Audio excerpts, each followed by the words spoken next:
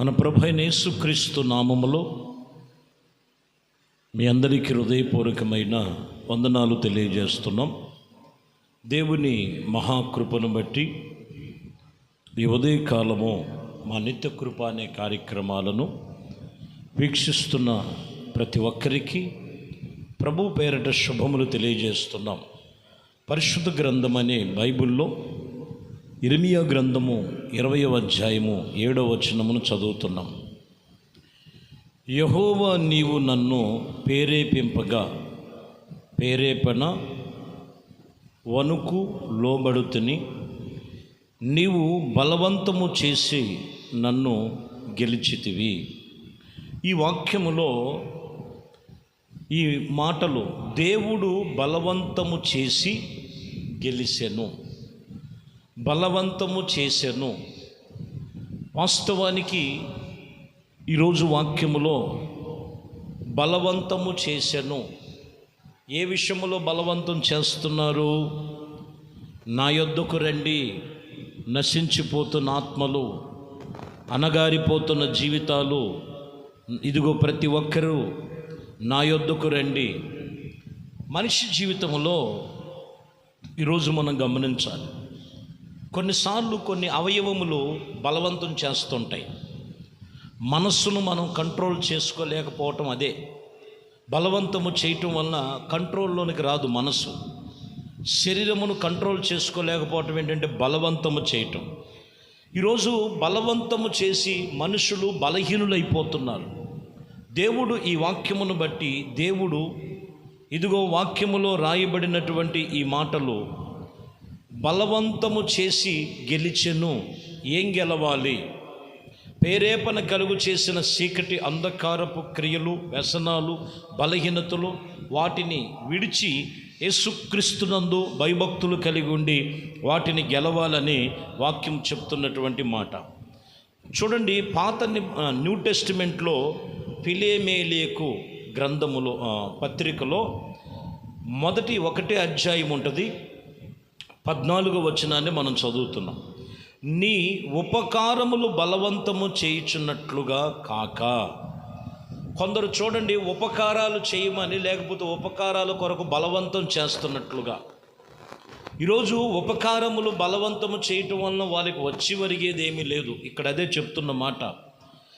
నీవు సమ్మతి కలిగినటువంటి మనస్సుతో నీకిష్టమైనటువంటి పరిస్థితుల మధ్యలో దేవుని సన్నిధిలో నువ్వు చేసేటువంటిది దేవుడు చిత్తానుసరముగా, ఆత్మానుసరముగా నీవు నేర్చుకున్నట్లయితే అది నీకు ఉపయోగకరముగా ఉంటుంది. కానీ ఉపకారము చేయటములో బలవంతము చెయ్యటకు ఏమాత్రము చెయ్యక కొందరు చేస్తున్నటువంటి కొన్ని పనులు ఎలా ఉంటాయంటే బలవంతం చేసినట్లుగా ఉంటాయి.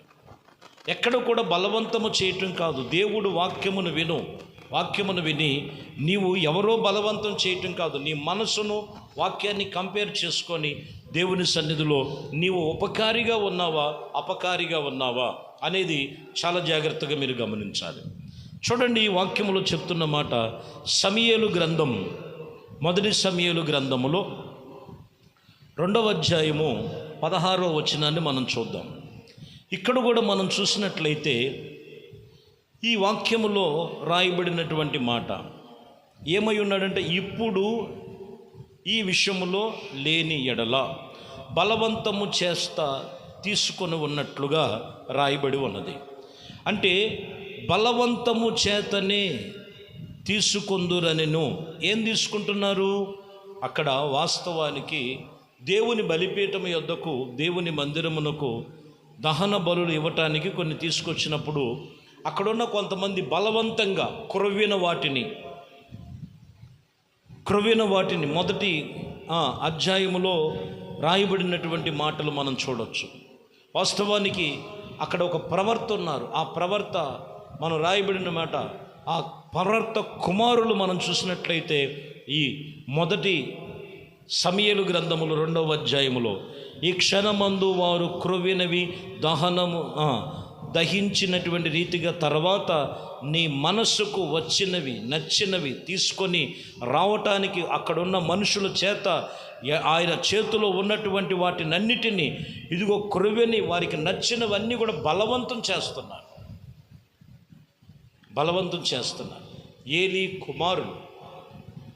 చాలా జాగ్రత్తగా గమనించాలి. ఒకటి, ఉపకారమును బలవంతం చేయకూడదు. రెండోది, దేవునికి తీసుకొచ్చినవి అక్కడ ఉన్నటువంటి వారు బలవంతం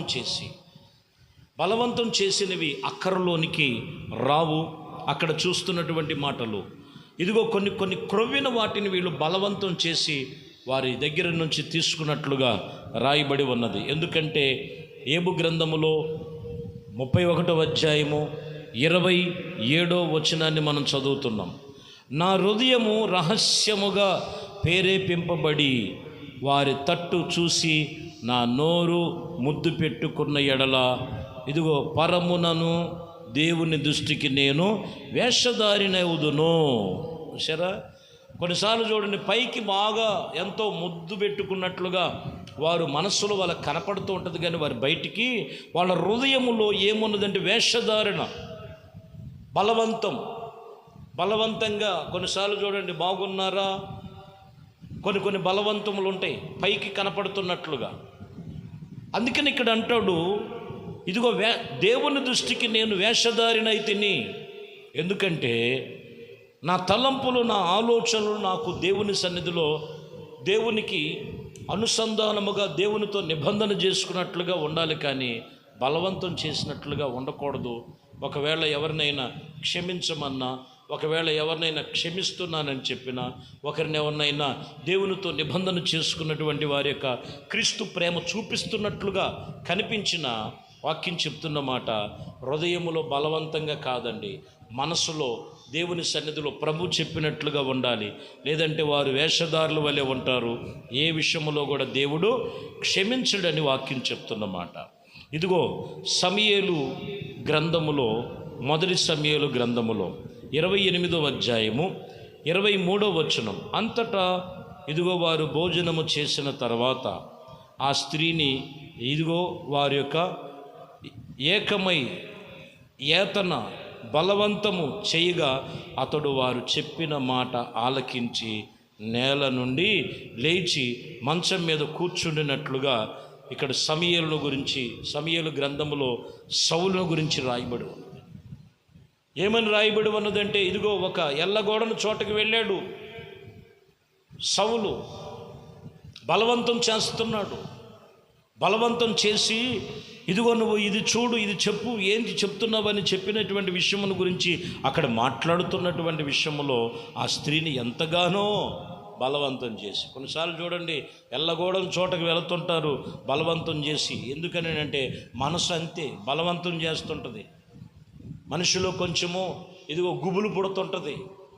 ఆ గుబులు ఏం చేస్తుందంటే ప్రార్థనండి, ఇంకొక చోటకి వెళ్ళి ఏదన్నా మనం చూపించుకుందామా, ఏదన్నా చేయించుకుందామా, ఏదన్నా చేద్దామా. ఈరోజు మనం గమనించినట్లయితే అదే పరిస్థితి సౌలు జీవితంలో వచ్చి ఉన్నది. అందువలన వాక్యం చెప్తున్నటువంటి విషయంలో సౌలు బలవంతము చేసినందున ఇదిగో కొన్ని వినగూడనివి విని ఎల్లగూడని వెళ్ళటం వలన నష్టమే చవి చూశాడు, కానీ ఇదిగో దేవునికి ఇష్టమైన రీతిగా సౌలు జీవితం మారలేదు. ఈరోజు మీరు వాక్యం వింటున్న ప్రతి ఒక్కరిలో ఈరోజు దేవుడు ఎందుకు నిన్ను పిలుస్తున్నాడంటే, ఆయన నిన్ను ఏవో బలవంతం చేస్తున్నాడు. ఏంటి, దేవుడు వాక్యమును బట్టి ఎక్కడ విన్నా సువార్తలు వినబడుతున్నాయి, దేవుని వాక్యములు వినబడుతున్నాయి. ఇదిగో దేవుని వాక్యం చెప్తున్నదంటే పలుమార్లు చెప్తున్న మాట ఏంటో తెలుసండి, నువ్వు నశించిపోకూడదనే, నువ్వు పాపములు పడకూడదనే, వేషధారుల వలె ఉండకూడదనే, నాశనమును కలగకూడదనే దేవుని వాక్యము నీకు ప్రేరేపణ కలుగు చేస్తున్నప్పుడు నీవు దేవుని చెప్పిన మాటలు వినాలి. కానీ మనసు బలవంతం చేసుద్ది, ఏదో ఉపకారం చేశానని బలవంతం చేసుద్ది. కొన్నిసార్లు ఇదిగో వారు కొన్ని పరిస్థితులు వారికి తెలుసని చెప్తూ దేవునికి వేషధారుల వలె ఉండి బలవంతం చేసినటువంటి మనసు, ఆలోచన, కొంతమంది స్నేహితులు, కొంతమంది బంధువులు బలవంతం చేస్తుంటారు.